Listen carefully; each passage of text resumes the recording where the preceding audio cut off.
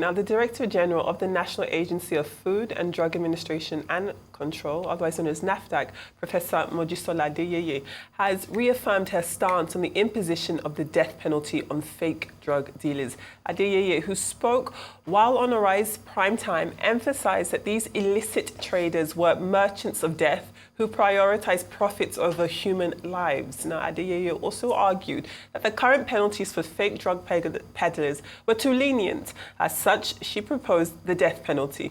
Now, the NAFDAC Director General, who also addressed concerns about wrongful convictions, said, and I quote, well, actually, in terms of the use of bad medicine, we have laboratories. We can also not just rely on our laboratory, highlighting the importance of strategic partnerships in combating the menace of fake drugs, she said. Now, out of our national action plan, she says that they're having a strategic partnership. They've signed a memorandum of understanding with customs, and they're also working closer than ever now with the customs. Now, it's a strategic partnership, she says.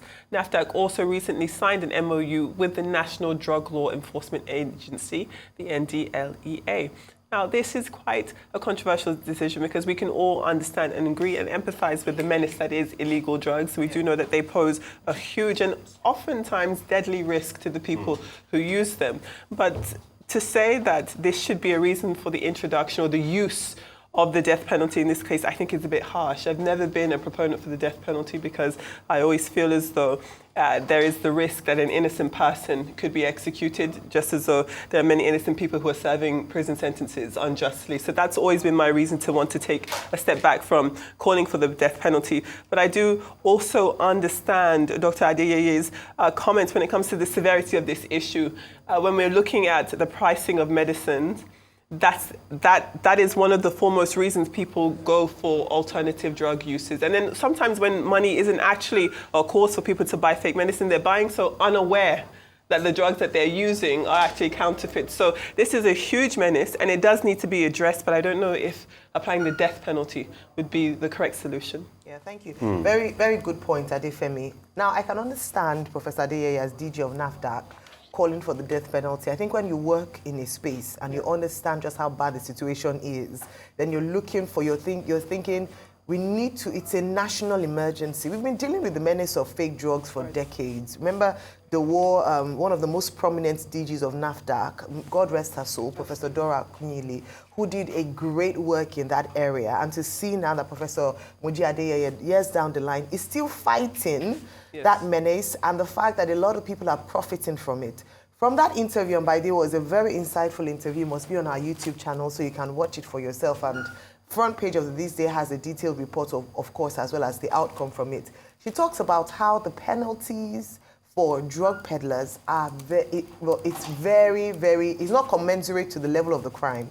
For instance, what is the deterrence for you as a fake drug peddler, especially from the money you realize from it? Don't forget the amount of money they would use to spend for the fake drug would not in any way compare to how much money the real cost of the drug is. So they're making exorbitant profits from this. And then you're asked to spend 5 years imprisonment, which is what she said is some of the penalties. Yes. It's nothing. It's a slap on the wrist. And maybe that's the reason why, according to her, that's the reason why a lot of people are not discouraged from going into that line of business. But when you compare that to the effect on the lives of Nigerians, the numbers of deaths in a year that occur as a result of fake drug peddling, and unfortunately, they understand the market. Yes. They know the kind of drugs to fake, the drugs that a lot of people, especially with chronic illnesses, depend on. And I would like to mention a few of them so that even for our viewers who are out there, you can also be a bit careful with regards to that. NAFDAC has done a lot of work, including putting codes, QR codes to ensure that what you're buying is original, trying to ensure that pharmacies are well regulated. But it is so profitable that the drug peddlers find a way, fake drug peddlers find a way to circumvent the system and still make drug, fake drug available. And that's why I can understand. Maybe not as stiff as death penalty, but something definitely stiffer than what we currently have in terms of 5 years. Because if you don't have penalties, policies, legislation that deters people from crime, you'll continue to see the crime happen. And what she's saying is that it's tantamount to murder. Because what you're doing if you sell fake drugs, is that you are actually an accessory to murder, because a lot of people die from that. So they talked about analgin, tramadol above 100 milligrams, gentamicin 280 milligrams, codeine, controlled substances, vaccines, alcoholic and non-alcoholic beverages, cosmetics, chemicals, and unwholesome food.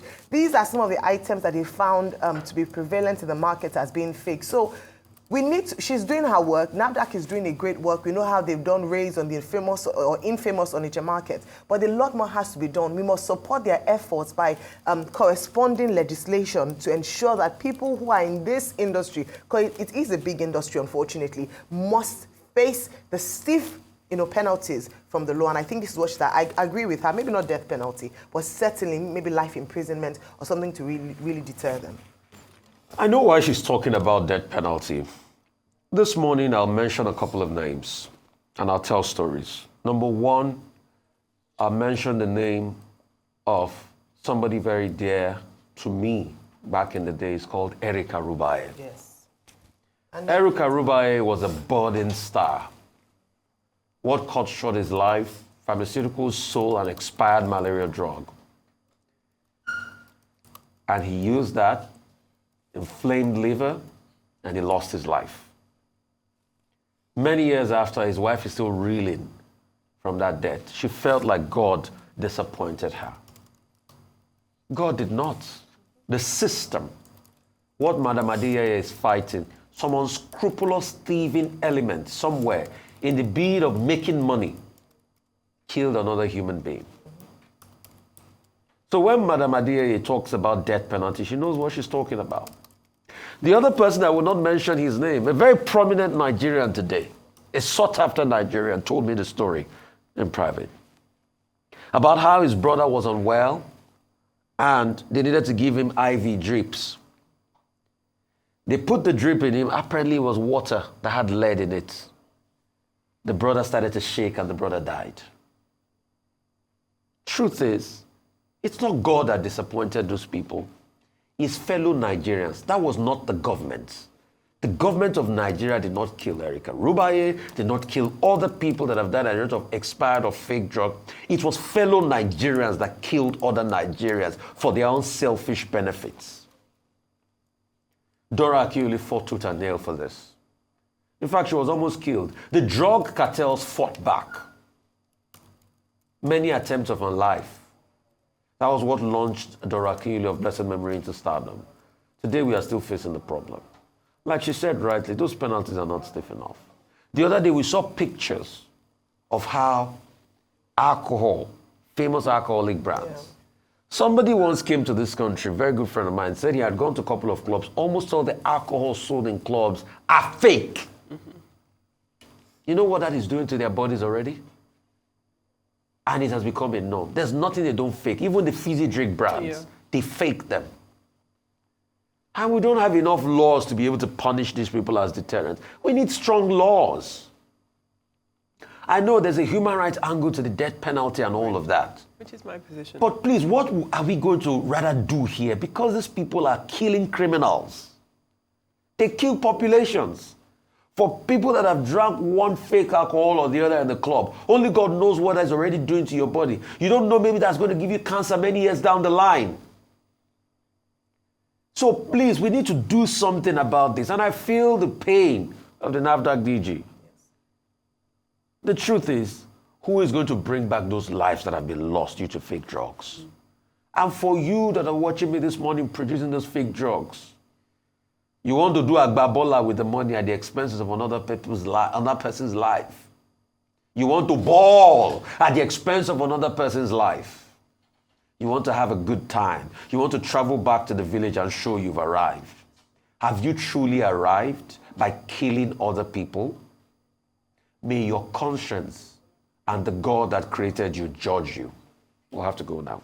All righty. Well, thank you both for your analysis. Thanking you all. Like, I'm not sitting here with you, but thank you. It's always a pleasure to hear your thoughts on this. Let's move on now. And the Nigerian Railway Corporation, otherwise known as the NRC, and the APM terminals in Apapa have partnered to execute the official relaunch of the Apapa-Ibadan standard gauge railway service for container transportation, marking a major milestone in Nigeria's logistics sector. Now, this new service operates between the Lagos Port Complex in Apapa and the NRC Freight Yard in Moniya, Ibadan, over in Oyo State. Arise News correspondent Fadeshola Shotinwa was at the relaunch.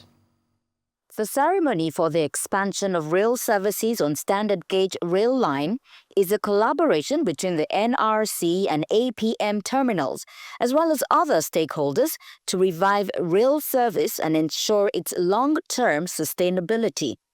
The primary objective is to alleviate the challenges of port road congestion faced by all stakeholders. This is a game changer, right? Our bottleneck here in this corridor has always been the congestion on the road, and it's been protracted.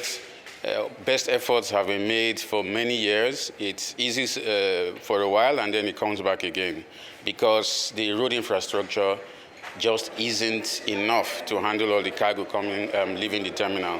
What this does is take a lot of that pressure away from our roadways and improve efficiency for customers. It will also drive costs down because the costs for per container of moving a cargo by rail is cheaper than moving by road. This is a true milestone for our customers because, road congestion around Apapa has been a roadblock for many, many years, right? And that rail product is just bypassing the congestion, number one. Number two, our customers have been asking for schedule reliability of the train departures. And this is exactly what we are launching today. One train every Monday, every Wednesday, and every Friday. Predictability in the supply chain for both imports and exports in and out of Apapa and Moniya, Ibadan. Today, I think one of the happiest people will be the truckers, declaring, forwarding, and all these other people along the value chains, because now you have rest of mind that you don't need to get to Apapa, you can get your goods at Ibadan. The port is meant to be multi-dimensional, intermodality and multimodality.